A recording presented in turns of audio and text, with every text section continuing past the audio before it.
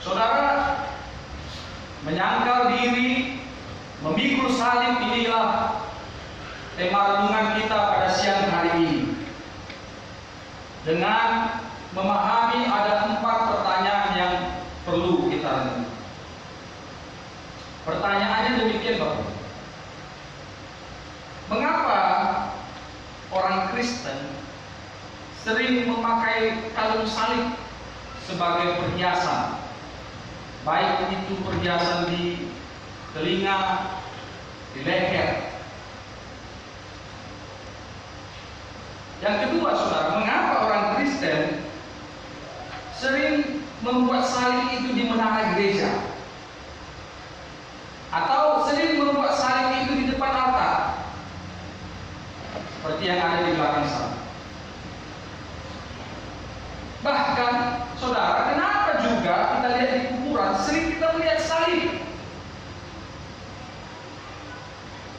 dengan tulisan Bison Maradia. Kalau orang Karo, Izenda Parkir. Itu orang Karo, benar apa itu? Izenda Parkir. RIP, ya, tulisannya. Itu bahasa Inggris. Dan mengapa salib itu begitu penting dalam hidup umat Kristen? Sebenarnya apa maknanya, Bapak Ibu? Saudara, pada zaman Yesus, salib adalah alat yang dipakai oleh orang-orang Romawi untuk menghukum mati seorang penjahat.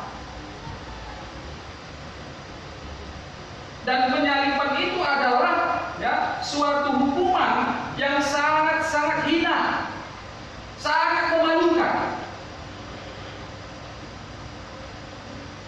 Oleh karena itu, saudara, andaikan saja orang-orang Romawi zaman Yesus masih hidup sampai sekarang ini, maka mereka akan merasa aneh, heran melihat banyak orang memakai salib. Terlebih kalau dikalungi kalungnya salib. Pasti bingung mereka, kenapa? Karena itu adalah salib itu adalah hukuman bagi orang yang sangat hina, sangat memalukan. Jadi hal ini sama, Bapak Ibu, sama juga anehnya kalau di negara kita, apalagi hukuman mati bagi orang pengedar narkoba, pemakai narkoba, kalau dia dihukum mati, apakah itu dengan kursi listrik atau tiang gantungan? Apakah kita juga mau memakai kalung, lambangnya itu kursi listrik atau tiang gantungan, atau memakai ditaruh di telinga kita ini kursi listrik, gambar kursi listrik atau tiang gantungan? Jadi, saudara, bagi orang Kristen, salib itu telah menjadi identitas.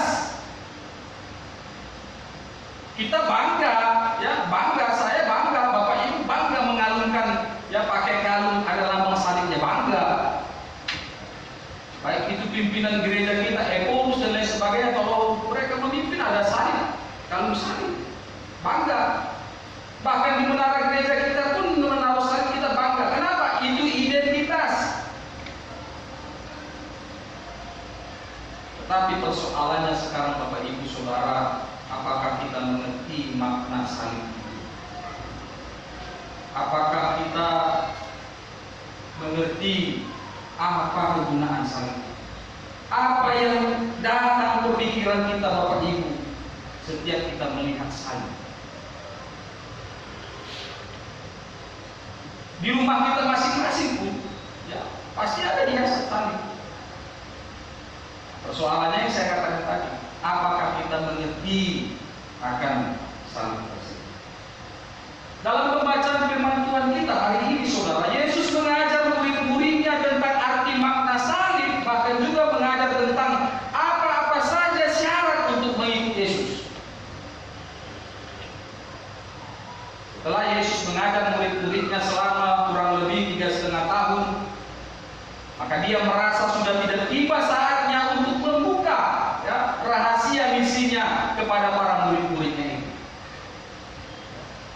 Dia berkata kepada mereka bahwa Anak Manusia harus pergi ke Yerusalem.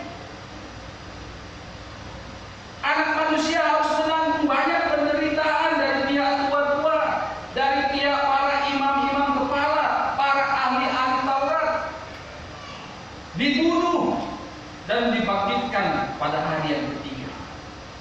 Dia buka semua itu kepada murid-murid. Rahasia di sini. Kita melihat begitu jujurnya Yesus, Bapak Ibu Saudara, sangat terbuka kepada murid-murid. Tidak ada yang ditutupi. Ya. Dia sampaikan itu. Dia tidak mau sembunyi-sembunyi. Dia beritahu kepada murid-muridnya bahwa dia akan menjalani penderitaan untuk menuju keselamatan. Jadi saudara, maksud pemberitaan ini adalah agar murid-murid tidak kecewa jika melihat kenyataan Yesus disalibkan. Dia beritahu itu kepada murid-muridnya bahwa dia adalah hamba yang menderita, seperti yang telah dinubuatkan oleh Nabi Yesaya.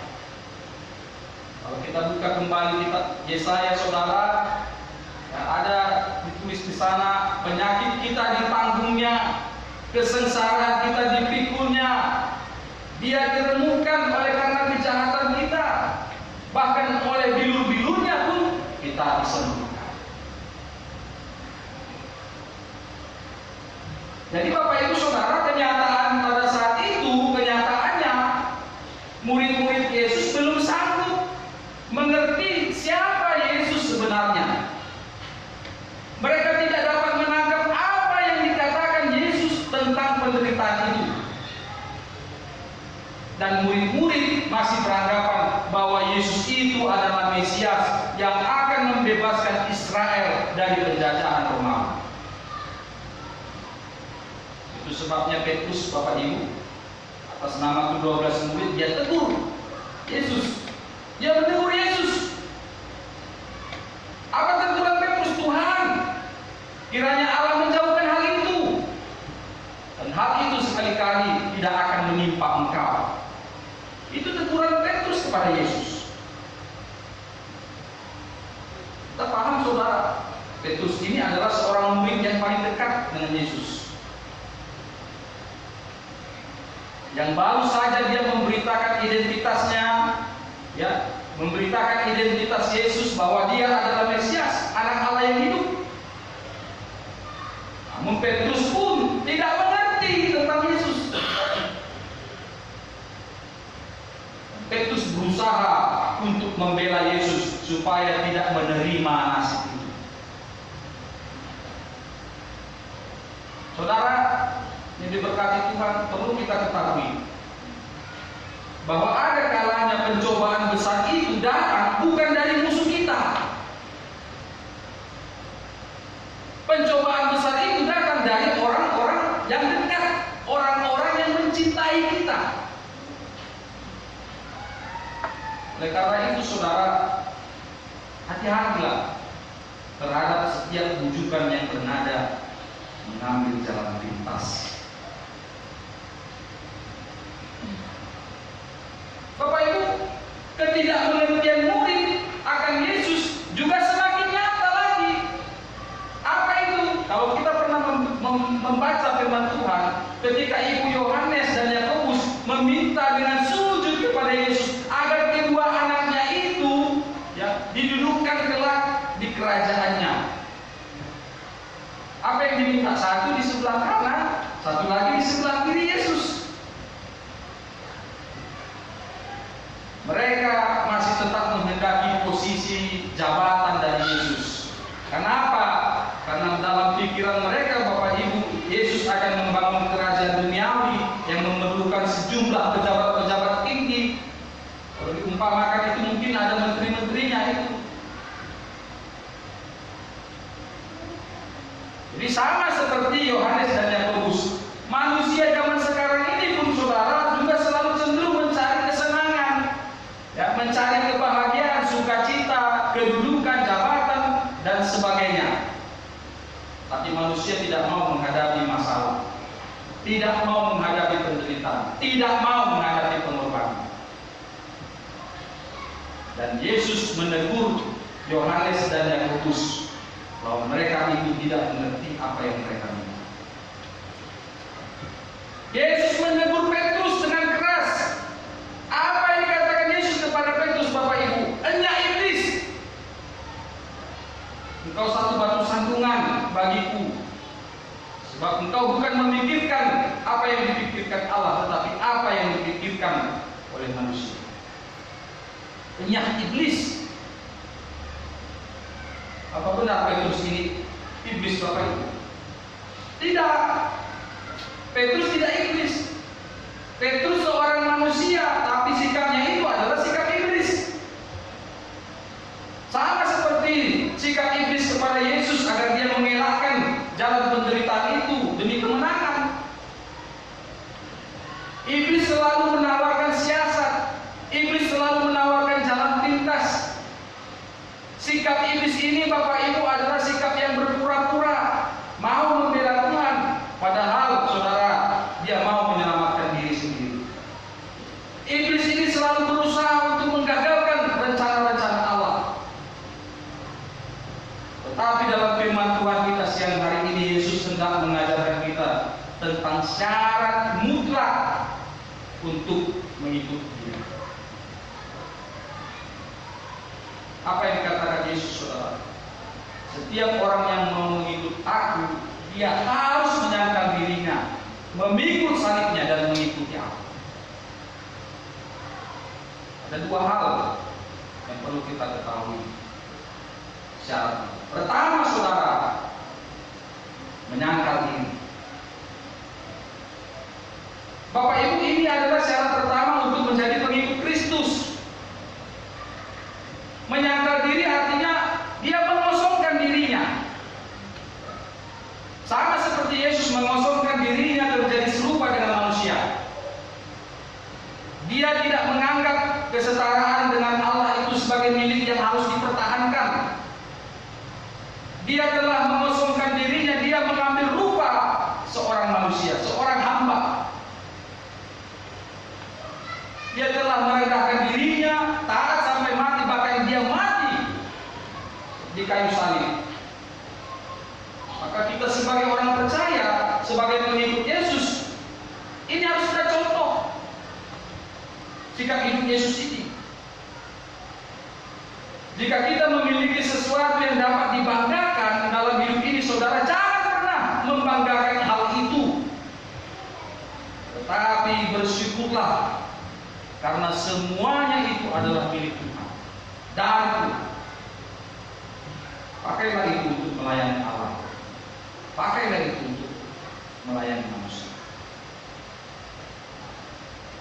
Jadi saudara, sikap pertama setiap orang Kristen adalah rendah hati. Sikap rendah hati. Untuk menjadi rendah hati, kita harus siap, rela, mau menyangkal diri, sama seperti yang telah dilakukan Yesus. Mengosongkan dirinya, menjadi seorang hamba. Itu yang pertama. Lalu yang kedua, syarat yang kedua, memikul salib. Bagi Yesus, saudara, memikul salib itu bukan pekerjaan yang ringan. Itu sebabnya apa?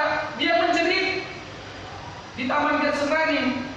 Apa ceritanya? Ya Bapakku, jikalau sekiranya mungkin, ya, biarlah cawan ini lalu daripada. Tetapi dia katakan, janganlah seperti yang kukehendaki, melainkan seperti yang Engkau kehendaki. Kendati pun berat salib itu, pedih, ya, ngeri, namun dia sudah siap, dia rela untuk menanggung dan memikul salib itu, Bapak.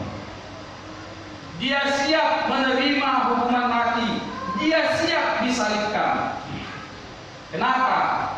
Karena dia tahu di balik penderitaan, di balik salib itu ada kemenangan dan hidup yang kekal. Yesus tunjukkan itu melalui hidup